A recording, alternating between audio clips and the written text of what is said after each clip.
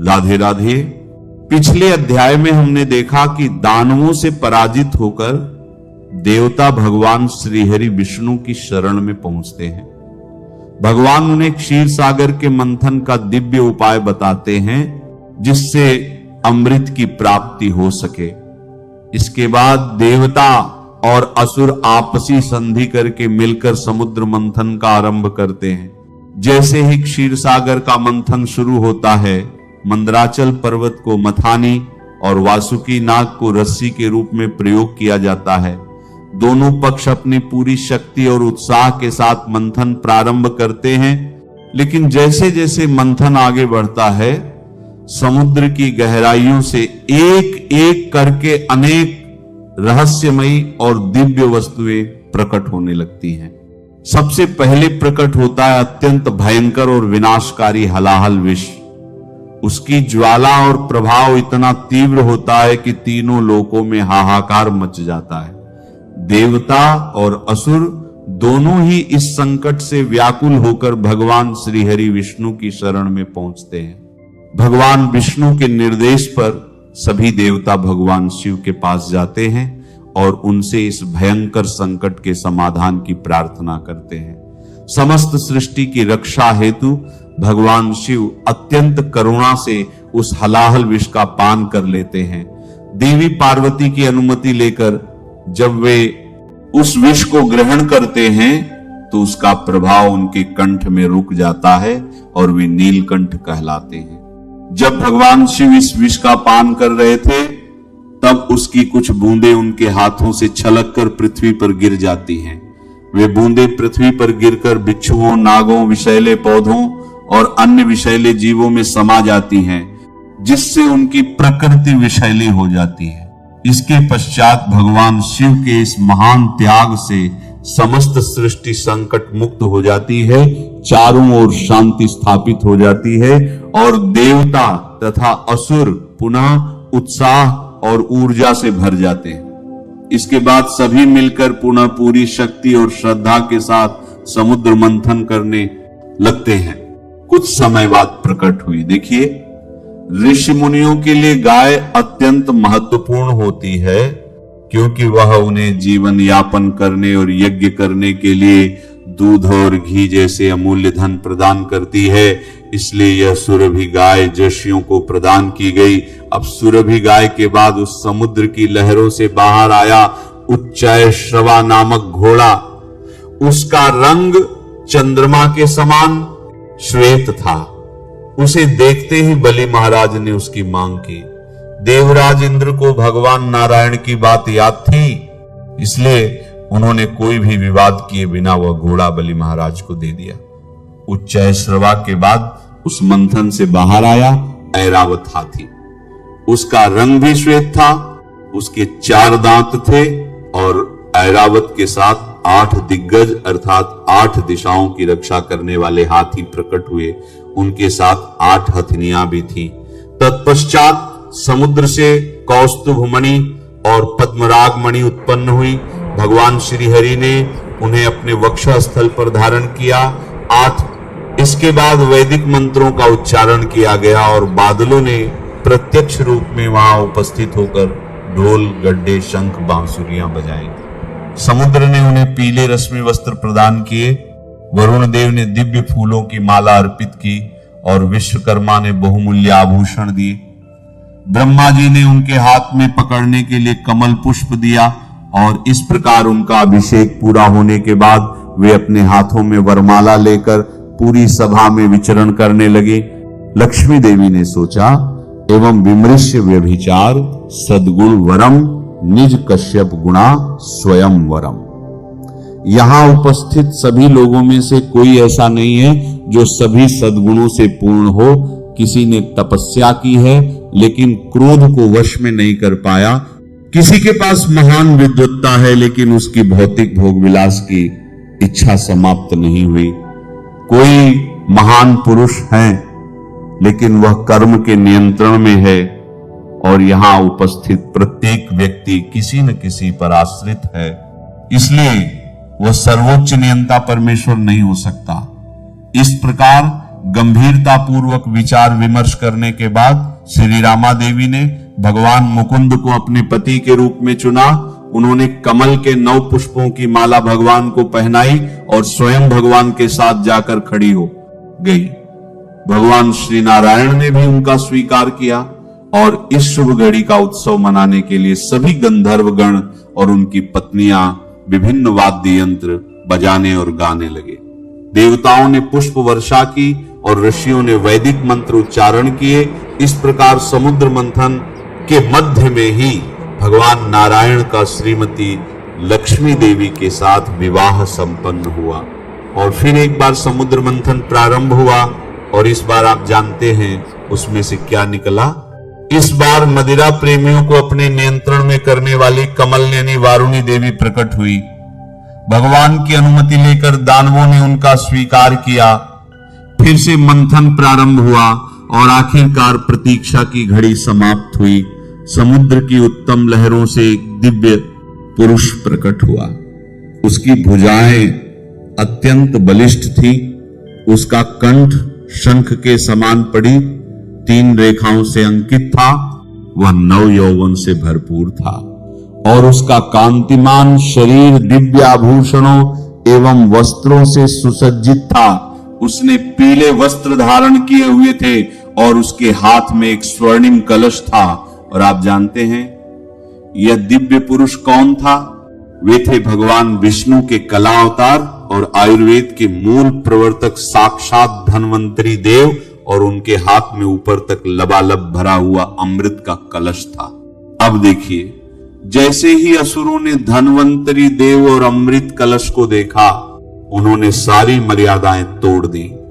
वे तुरंत उनके पीछे भागे और अमृत कलश को उनके हाथों से छीन लिया। यह देखकर सभी देवतागण निराश हो गए और भगवान विष्णु की शरण में गए। लेकिन भगवान ने उन्हें आश्वस्त किया कि वे चिंता न करें। अपनी माया शक्ति के द्वारा वह असुरों में कलह उत्पन्न करेंगे और अमृत पीने की देवताओं की इच्छाओं को पूरा करेंगे। अब देखिए, जो असुर मनोवृत्ति के लोग होते हैं ना, वे अधिक समय तक अच्छे बने रहने का दिखावा नहीं कर सकते। जैसे ही उन्हें अवसर मिलता है, वे अपने असली गुणों को स्वीकार कर ही लेते हैं। वैसा ही कुछ कार्य उस समय असुरों ने किया, क्योंकि धैर्य तो उनके अंदर होता नहीं है। इसलिए उन सब ने कलश के पात्र को एक दूसरे के हाथों से छीना, झपटी करना शुरू कर दिया और इस बात पर लड़ाई करने लगे कि सबसे पहले अमृत कौन पिएगा। एक दृष्टि से देखा जाए तो अब देवताओं को अमृत मिलेगा। यह बात कुछ असंभव जैसी हो रही थी, लेकिन असंभव को संभव बनाने का कार्य करते हैं भगवान श्री विष्णु। और उन्होंने एक अत्यंत सुंदर स्त्री का स्वरूप धारण किया। उनका नाम था मोहिनी मूर्ति। उसके मुख पर यौवन का तेज छलक रहा था। उसके शरीर की सुगंध से मधुरमत्त मधुमक्खियां उसके चारों ओर मंडरा रही थी। उसकी मतवाली गति को देखकर असुरों के हृदय कमल रूप बन चुके थे और भगवान यही तो चाहते थे। मोहिनी मूर्ति की सुंदरता देखकर सभी असुर अमृत कलश को भी भूल गए। काम वासना युक्त वाणी में वे मोहिनी से पूछने लगे, हे अद्भुत सुंदरी, तुम कौन हो और कहां से आई हो?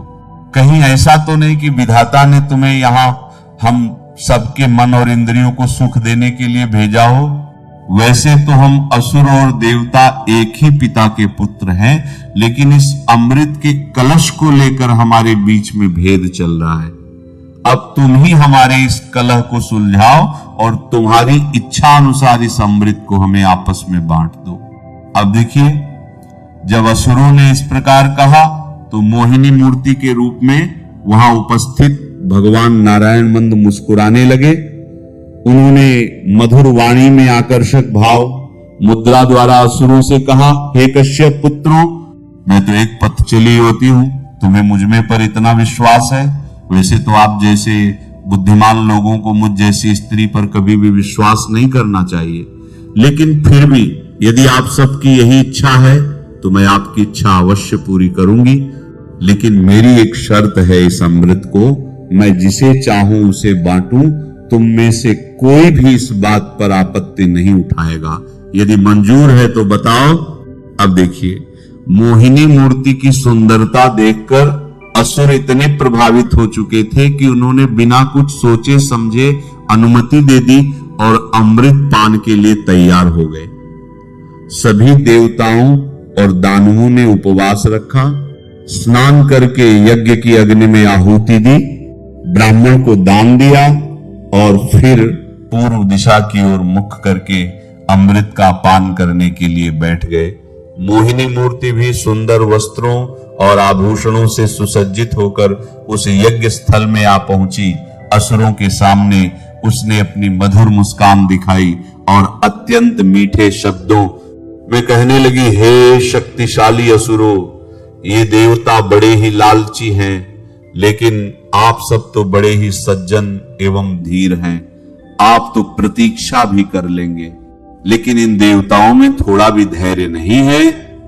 इसलिए मैं ऐसा करती हूं, पहले इन सबको थोड़ा थोड़ा अमृत देकर विदा करती हूं, उसके बाद आप सबको जब तक मन संतुष्ट हो तब तक सारा अमृत पान करवाऊंगी। जैसे ही मोहिनी ने असुरों से इस प्रकार बात की, वे इतने प्रसन्न हो गए कि अपनी सारी बुद्धि को भुला दिया और बिना सोचे समझे अपनी स्वीकृति दे दी। लेकिन असुरों में एक असुर था जो मोहिनी की माया जाल में नहीं फंसा। वह समझ गया था कि जरूर कुछ बात है, इसलिए उसने देवताओं का वेश बनाया और सभी की नजरों से छुपता हुआ देवताओं की पंक्ति में जाकर बैठ गया, और यह असुर था राहु। अब मोहिनी एक देवता को अमृत पिलाती हुई आगे बढ़ रही थी। इस पंक्ति में राहु भी बैठा हुआ था। मोहिनी ने उसकी अंजलि में भी अमृत उड़ेल दिया। भगवान अमृत की महिमा को बढ़ाना चाहते थे, इसलिए उन्होंने राहु को अनदेखा कर दिया। लेकिन राहु के शत्रु होने के कारण सूर्य और चंद्रमा ने उसे पहचान लिया। उन्होंने तुरंत भगवान को इसकी सूचना दी और मोहिनी रूप में ही भगवान ने अपने सुदर्शन चक्र से राहु का सिर धड़ से अलग कर दिया। लेकिन तब तक अमृत की बूंद राहु के गले तक पहुंच चुकी थी, इसलिए उसका सिर तो मरा नहीं, लेकिन धड़ मर गया। बस इस दिन से ब्रह्मा जी ने राहु को एक ग्रह का स्थान दिया और हर पूर्णिमा और अमावस्या पर वह सूर्य और चंद्रमा को ग्रसित करने का प्रयास करता रहता है। जब सभी देवताओं ने अमृत पी लिया तो भगवान ने अपना वास्तविक स्वरूप देवताओं के समक्ष प्रकट किया। जब असुरों को स्थिति का ध्यान आया तो वे अत्यंत क्रोधित हो गए और युद्ध करने के लिए तैयार हो गए, और फिर देवताओं और असुरों के बीच एक महाभयंकर युद्ध हुआ। ऐसा युद्ध जिसकी कल्पना आज तक किसी ने नहीं की थी। अब देवताओं ने तो अमृत पी लिया था, इसीलिए उनके पास शक्ति आ गई थी। इसीलिए स्वाभाविक है कि इस युद्ध में असुरों की पराजय हुई। तो चलिए इस पावन पुरुषोत्तम मास में परमपिता भगवान श्री हरि विष्णु से यही प्रार्थना करते हैं कि जिस प्रकार वे गोकुल में माखन चुराकर अपने भक्तों के हृदय को आनंद से भर देते हैं, उसी प्रकार वे हमारे भी हृदय को चुरा लें और उसमें सदा के लिए अपने दिव्य चरणों का वास स्थापित कर दें। हे प्रभु श्री हरि, आपकी कृपा जिस पर हो जाती है उसका जीवन स्वयं ही पवित्र हो जाता है। आप सभी के जीवन में सुख, शांति, समृद्धि और आध्यात्मिक उन्नति सदैव बनी रहे, यही इस कथा का पावन संदेश है। जो भी श्रद्धा और एकाग्र मन से इस दिव्य कथा को श्रवण करता है, उसके जीवन से अज्ञान, दुख और बाधाएं धीरे धीरे समाप्त होने लगती हैं और भगवान विष्णु की अनंत कृपा उस पर सदा बनी रहती है। अब इस अध्याय का समापन करते हुए हम एक अत्यंत पवित्र और प्रसिद्ध श्री कृष्ण स्तुति का स्मरण करते हैं। वसुदेव सुतं देवं कंस चाणूरमर्दनम देवकी परमानंदं कृष्णं वंदे जगत गुरुम। इस श्लोक का भाव यह है कि हम उन भगवान श्री कृष्ण को नमन करते हैं जो वसुदेव के पुत्र हैं, कंस और चाणूर जैसे असुरों का नाश करने वाले हैं, देवकी माता को परम आनंद देने वाले हैं और संपूर्ण जगत के गुरु हैं। इस दिव्य श्लोक के साथ इस अध्याय का यहीं पर समापन होता है। अगले अध्याय 10 में हम इस पावन कथा को और आगे बढ़ाएंगे, जहां कुछ और दिव्य रहस्य और अद्भुत लीलाएं प्रकट होंगी। इसलिए ध्यान से जुड़े रहिए और इस कथा को स्मरण करते रहिए। तब तक के लिए हरि स्मरण करते रहिए और भगवान श्री हरि विष्णु की कृपा आप सभी पर सदैव बनी रहे।